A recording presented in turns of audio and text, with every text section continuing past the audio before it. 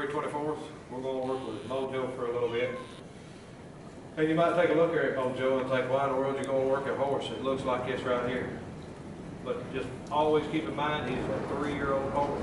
He's young. He's just a baby, teenager, as far as energy and everything like that goes. And it's about 20 degrees outside, and the wind's blowing probably down close to 0 with a wind chill factor. Huge snow on the ground.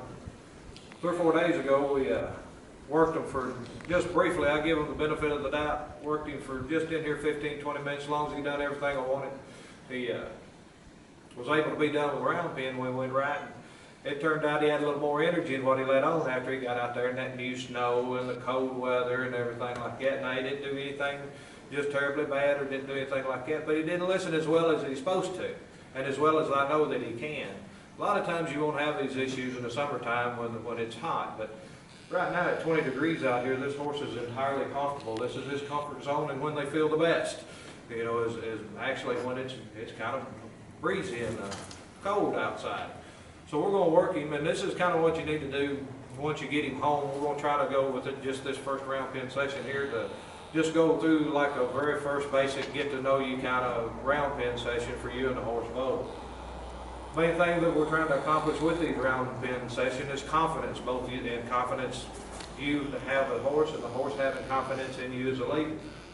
The more that you get the idea that the horse is going to do exactly what you tell him to, the more confidence you're going to have that any time out there on the trail, if something does happen, and something will happen. It's not a matter of if when something happens, it's a matter of when something happens. No matter how much time and effort we put into the horses, there's always something out there sometime or another that may make them make a misstep or two. But as long as you got a horse that trusts you as a leader, if something happens, he's going to look to you for guidance on what to do in a bad situation and not trust his own instinct. He's going to look to the leader. So that's why the horse has got to have as much confidence in you as you do have confidence in your horse. So we're going to get him to working around just in one direction out here to start with, kind of like we did with Milo earlier. And just get him to where we see a few signs that he's starting to listen and do. And one of the things I want you to pay attention to in Mojo is, and you got to remember every horse has a different personality. They're just as much individuals as any other of God's creatures. You know, each one is made individual. He's got a little different temperament from Milo. If he does get unhappy about something, and this is a normal demeanor for Mojo. He doesn't like to work, and that's where he gets maybe just a little bit sullen. Where, you know, Milo will get just a little bit frisky. Mojo will get just a little bit sullen and not want to work a little bit. And as long as you just kind of push him through that, he comes back to just being this great, fantastic horse right here without as much energy as a 3-year-old comes with. Now, you haven't done anything with him yet this No, morning. we haven't done a thing with him. He all was out in the pasture last night, and we fed him all about 7:30 this morning. He's been standing in the stall in there eating hay and getting fatter. So he hasn't worked a bit in the morning. And we talked a little bit about setting your horse up to do the right thing. When we first start him off in the round pen, you want to make sure you set your horse up so he knows exactly what you want him to do. And I'm going to get him to go around just to the left around here. And always when you're using some kind of training aid, like a whip or something like that, you want to make absolutely sure your horse is not scared of it. If they fuss with it at all, and something that looks like this right here, if you get a horse scared of a lunge whip, if you want to go fishing on your horses and you pick up a fishing pole and they're scared of it, your horse is going to be in the next county and you ain't going to get to go fishing. You're going to have to go horse hunting. So you always want to make sure that they're just used to everything. And Mojo's been through this a blue million times. But I tell you, it never hurts to just to go over it one more time with him. It doesn't have to be long as he's standing there good like that right there when you want to try to get him used to what you're using. You can be done just in a very short time.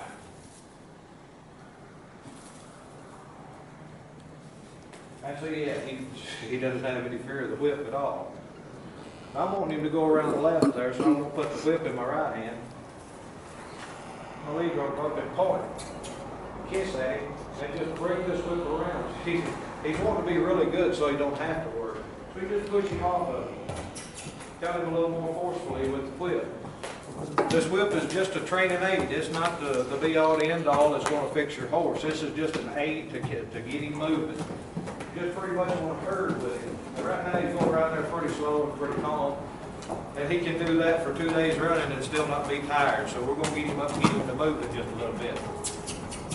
There you apply pressure with your whip and with your Mojo command, kissing him to get him to go. Get up. Get up. And see, you didn't want to go there when I give him a Mojo command, so you use your training aid and get him to go a little bit faster.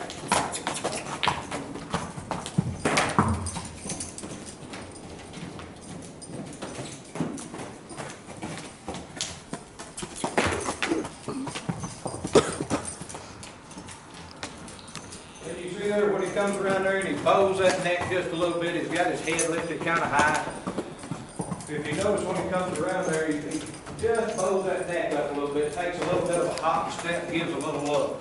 That's just a little bit of sign of defiance right there that he might think about not doing what I'm asking him to do. And that's entirely normal. That's just the way horses are made.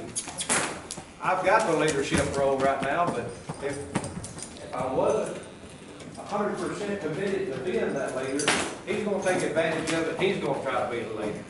And that's where the most of confusion between horses and people come into play is the horse is not sure who the leader is. They need to be sure 100% of the time that it's you.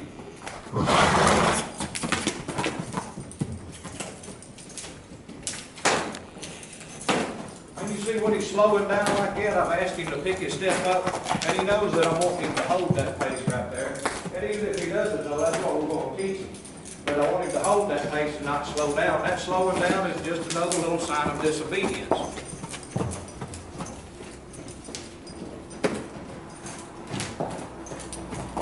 Well, Milo, or Mojo rather, is by no means a high energy horse. He's just pretty well calm and collected most all the time, but he is a very young horse.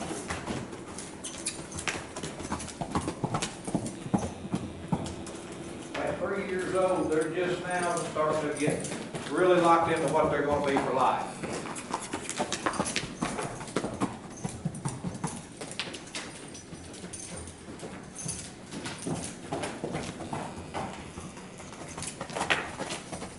And you just continue to work them around. You see, I've not got him going just lightning fast, but he's up at a little trot there and having to go around and keep the energy levels up, and get his heart rate up, get his blood pressure up a little bit, and he'll start actually getting some good benefit out of it as well. Even if you can't ride in the wintertime, this is a fantastic.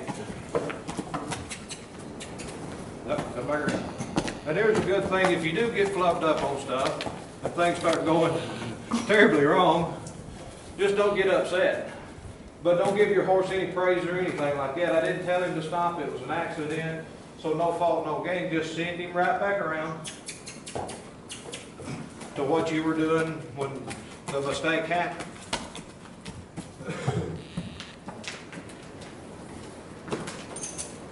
I don't think I've ever had a perfect round pin session to where either me or the horse one didn't make a mistake.